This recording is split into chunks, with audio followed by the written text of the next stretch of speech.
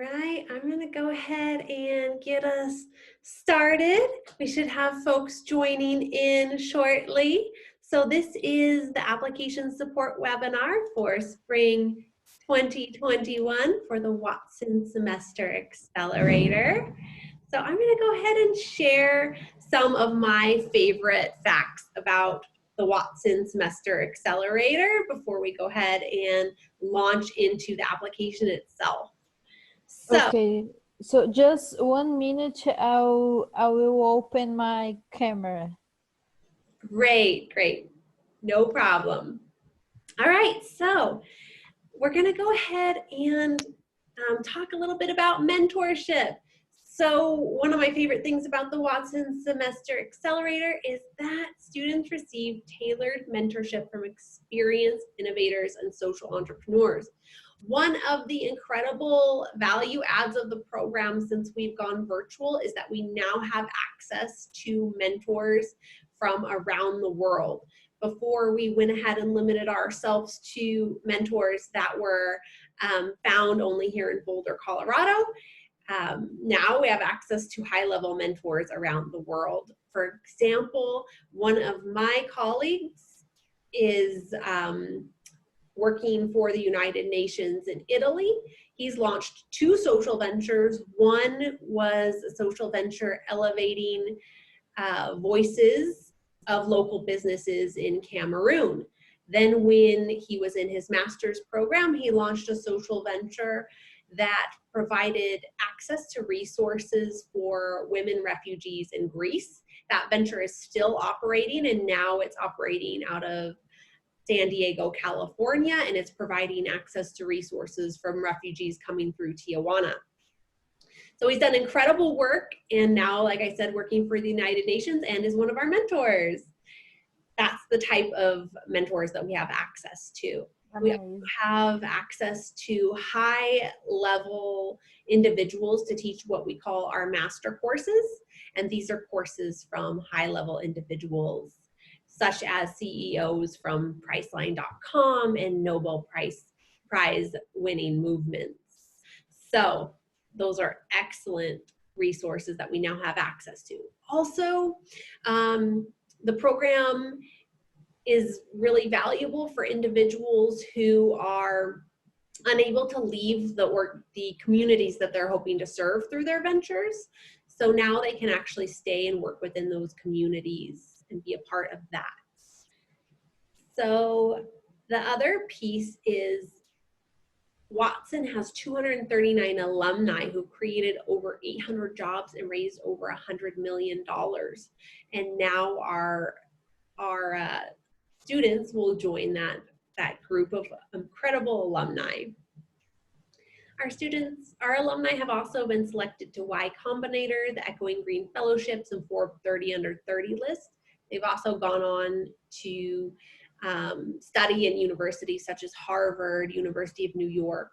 So we're very proud of our alumni and the accomplishments and whatever they go on to do, whether it's going on to continue with their venture, launch a new venture, go on to continue their studies. And so we're always happy to support them in their next steps. Okay, perfect. I'm going to go ahead and share my screen. Okay, I'm seeing it. Okay, it's just going to take a moment here while it loads. So my aim today is not to talk about Watson, but is to get really in the nitty-gritty, share tips and tricks for building a strong application to the Watson Institute Semester Accelerator. That's our aim today. So what's on the agenda? We're going to do some introductions. We're going to talk a little bit about the free agent application versus the venture founder, pitfalls to avoid when you're working on your application, tips for a strong application, emphasis on strong. I'm going to go over the optional information within the application itself. And then once you make it through the application process, I'm going to give some hot tips for the interview itself. Then we're going to go ahead and talk about what's next. Okay. Yeah, so who's here? That's me, I'm here. So my name is Miranda Williamson. I'm the Director of Search for Watson Institute. I have spent my entire adult life working in higher education and in the education realm. I've worked for universities such as Portland State University and University of San Diego's School of Peace and Justice. I believe that there shouldn't be a mystery around application processes. I believe it's the first barrier to access to education for individuals. And I want to demystify that process. I want to tell my applicants everything they need to know to create a strong application and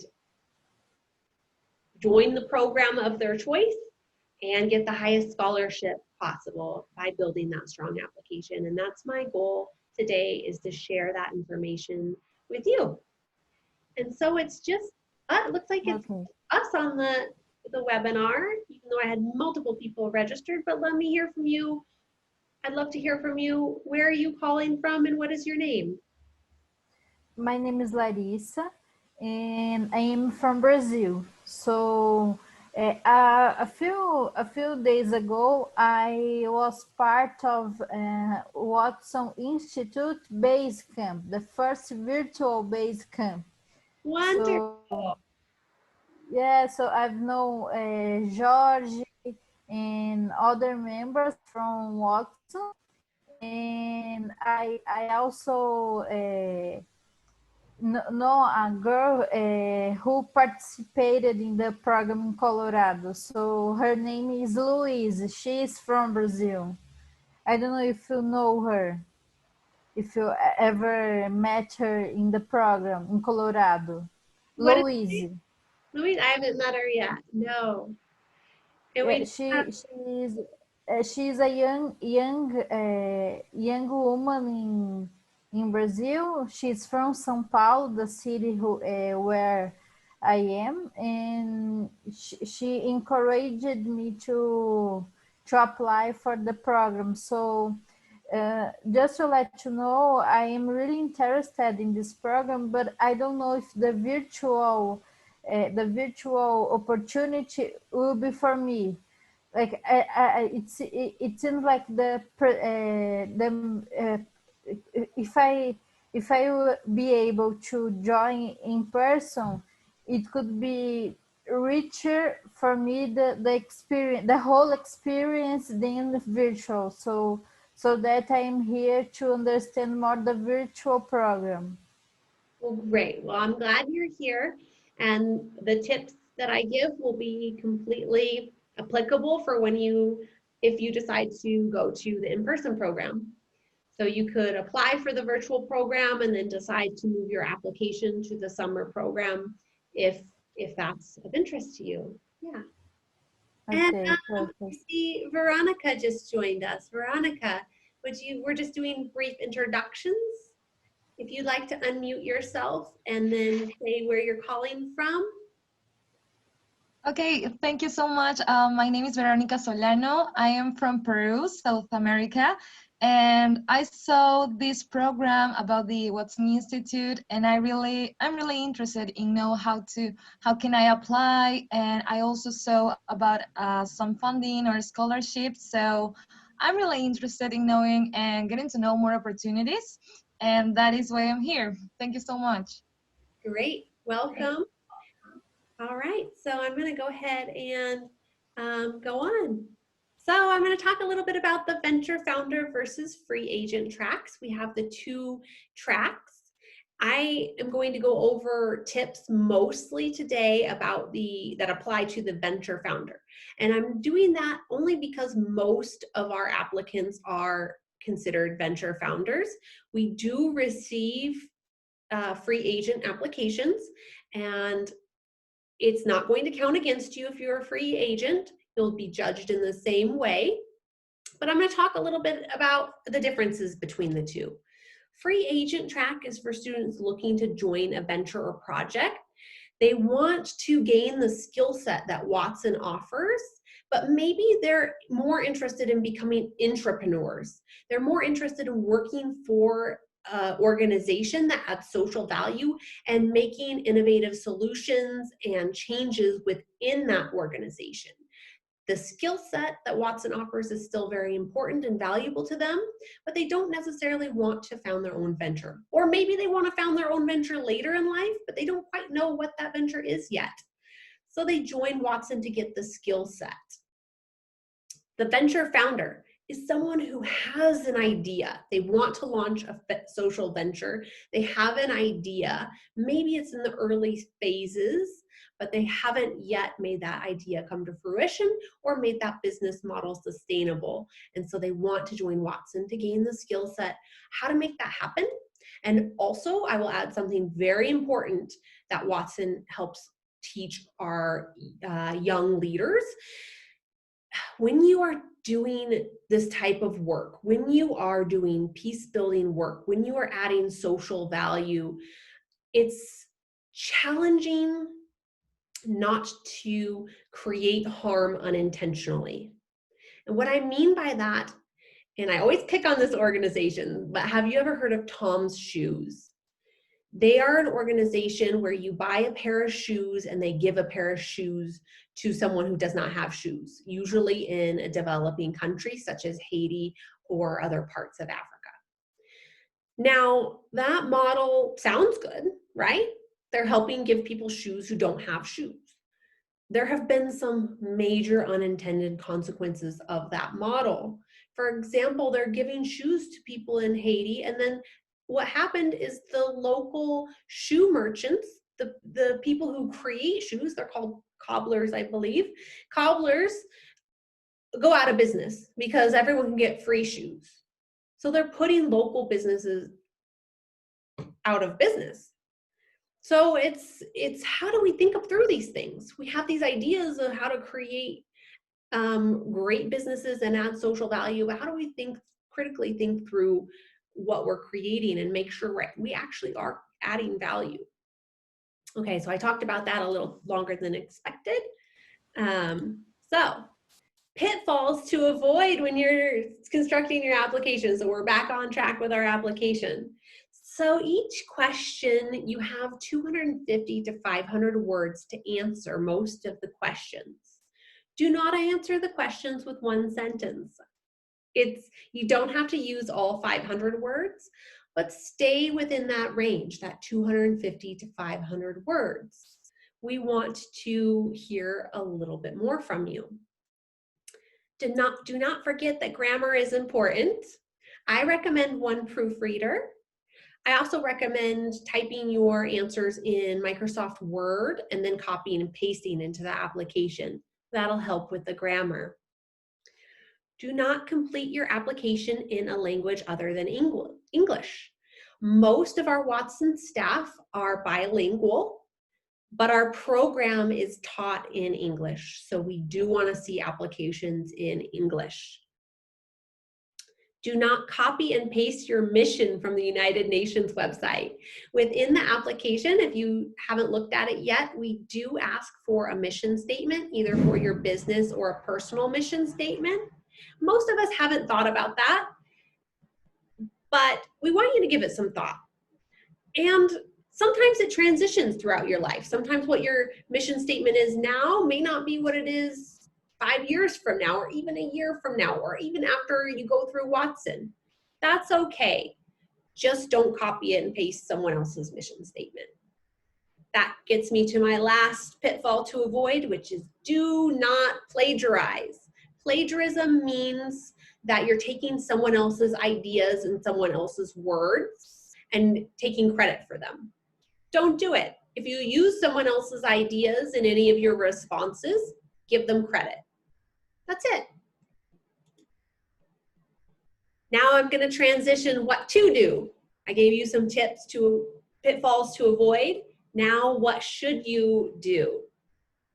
Number one, Be specific. The strongest applications are very specific. And what I mean by that is if your social venture idea is addressing poverty in Kenya, how? At what phase? Are you providing access to education? To what groups? We want to know all these details. We want to know that you've thought about these a little bit.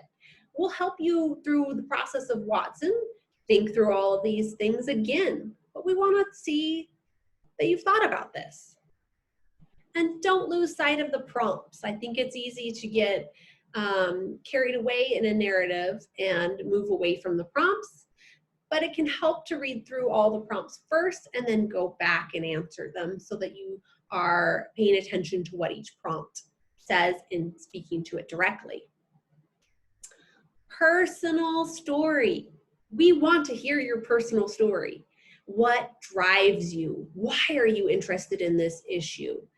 The reason we want to hear this is because as a social entrepreneur and through the Watson program, things can sometimes get tough. It can be hard work. And we want to know your story, the reason why, because that can help you stay strong when things are challenging. Your pitch. So we ask for your pitch, your venture pitch, and we want to hear important details in that pitch.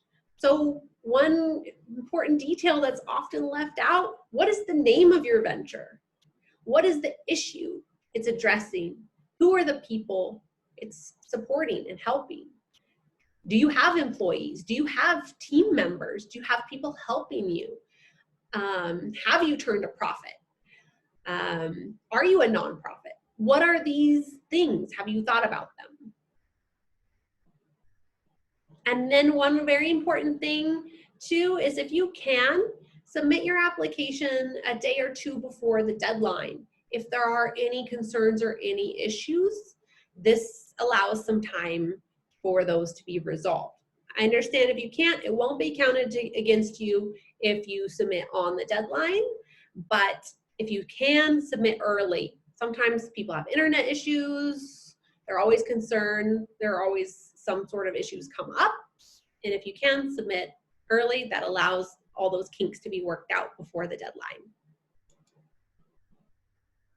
Now, there are optional questions on the application. If you do not answer these optional questions, it will not count against you. If you do answer some of these optional questions, it can only count for you. And for example, one of the optional questions is a video submission. It's so easy to submit a video, and it doesn't have to be something that's really highly produced.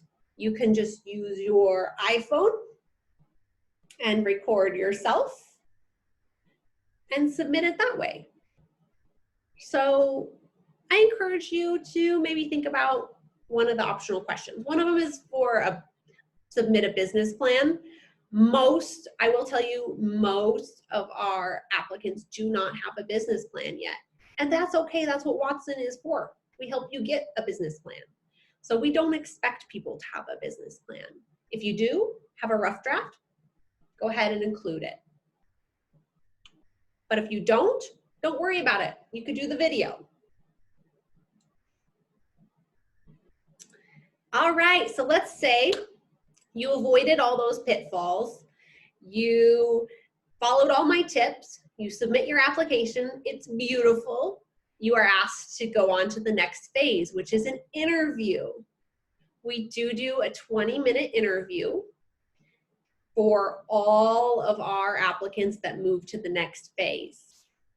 So I'm going to give you some hot tips to put your best foot forward in the interview. Some of these may seem really intuitive, but you would be surprised how many people do not think of these things. Be on time with a solid internet connection. If that means you have to go to the library or leave your space, go ahead and do that. Be on time with a solid internet connection where you can hear the individual interviewing you, and they can hear you. Dress for success. Now, we are a very multicultural organization. Our students come from many different countries. That doesn't mean dress for success within a Western context. Dress for success for whatever that means within your cultural context. Be prepared. Be prepared to talk about yourself and your venture. Questions. We give you time at the end of the interview to ask 1 or 2 questions. The most common question we get is about financial aid. Come with 1 or 2 questions beyond that for our interviewer. They'll love that. All right. Let's say you've listened to everything. You did a great interview. What's next? I'm going to give you some idea of the timeline, what to expect. So 1, submit your application using all the tips I just gave you by November 1. You'll be asked to schedule your interview after that, and it's usually about 2 weeks after you submit your application, maybe even sooner. You'll schedule your interview, and then you will receive a decision after your interview. Within 2 weeks of your interview, you'll receive your final decision. Your final decision will contain your scholarship award as well as fellowship applications. Now, fellowships are competitive. We do offer quite a few fellowship opportunities. If you are thinking of applying to one, I encourage you to do so. We'll give you some tips on how to apply to that at that time and how to put your best foot forward with your fellowship.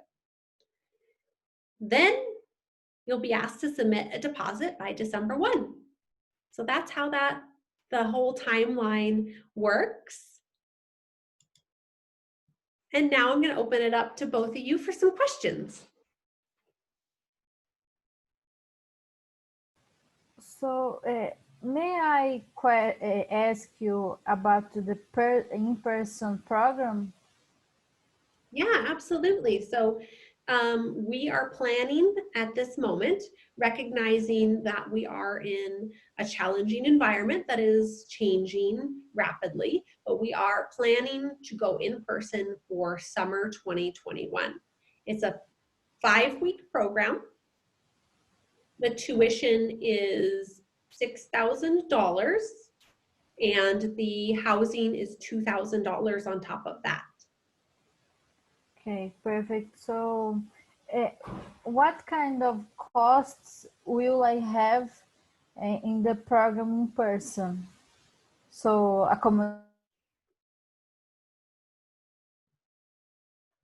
Oh, you froze a bit, but I heard you. What costs will you have for the in-person program? The in-person program will be for summer, $6,000 plus $2,000 in housing. If you attend fall or spring, the tuition is $15,000. The tuition for the virtual program in spring is the least that this program will ever be. It's $6,000 and it will never be that inexpensive again. And the costs you have to pay will depend on your scholarship and fellowship.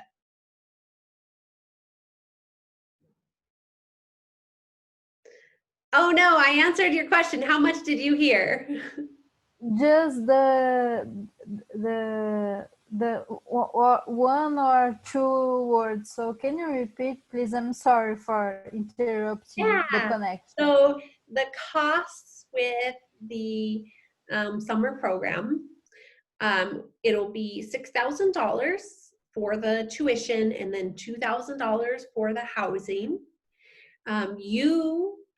Because you attended the base camp, you automatically, if admitted, you automatically qualify for a scholarship award in the amount of $3,000. That doesn't mean you won't be considered for more. That just means you automatically are considered for that award.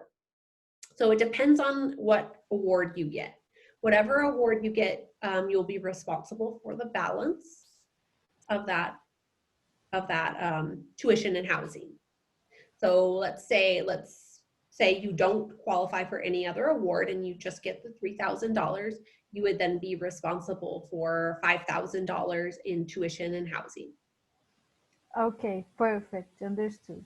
Yeah.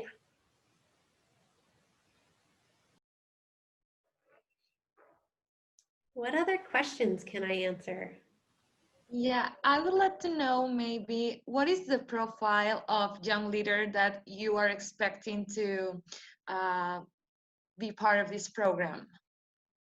Oh, that's a really good question. I love that question because the profile is very diverse.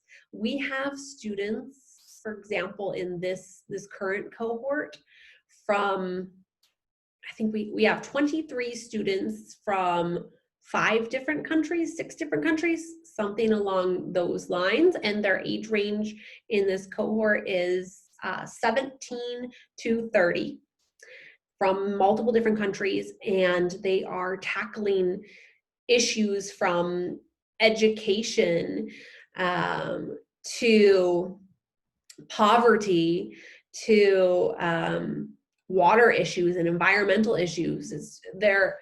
The profile varies vastly, and the diversity in our profile, in our student body, is really what adds value to the program.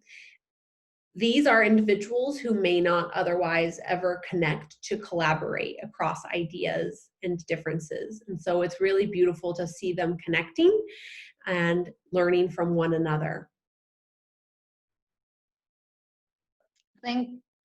Thank you. I think I got it now. Yeah. And I guess to expand upon that, just some of the issues are also similar. Like for example, we have in this current cohort 2 individuals tackling the issue of financial literacy, and 1 individual is tackling the issue of financial literacy in the Mexican migrant population, and the other is tackling the issue of financial literacy among African American individuals. And they're very different populations that they're serving. Oh yeah, and then we have another one tackling financial literacy in Kenya. So all 3 very different populations where they're tackling a very similar issue, and they're able to come together and talk about the differences of the issue within the populations that they're hoping to serve, and some of the similarities, and really draw ideas from one another. So there can be some really interesting collaborations like that where there are similarities and differences existing. That's so interesting. I think I would like to know too, what is the probability, I don't know how to say that, of getting a scholarship? Because I'm a little afraid if I get accepted to the program, and then maybe I can get all the money that I should have for going and make all the program, no? And yeah, I would like to know a little more about that. Yeah, so that's a great question. The probability of getting a scholarship is high. We offer scholarships based on both need and merit. Up to 90% of admitted students receive a scholarship of some level. And those scholarships usually cover about 50% of the costs. The fellowships are the competitive part. So scholarships, most students receive a scholarship, as I said. The fellowships are much more competitive because they cover the tuition, and in the case when individuals come here, they cover housing as well. So those are much more competitive, and the process for that is more competitive. And it just depends on how many people apply to them. But I will say that you are in a good position right now because it looks like the attendance to this application support webinar was fairly low, and you are poised now to create the strongest application. And we do go off based off of applications and the strength of your application. Okay, thank you so much. Yeah. Are there any other questions?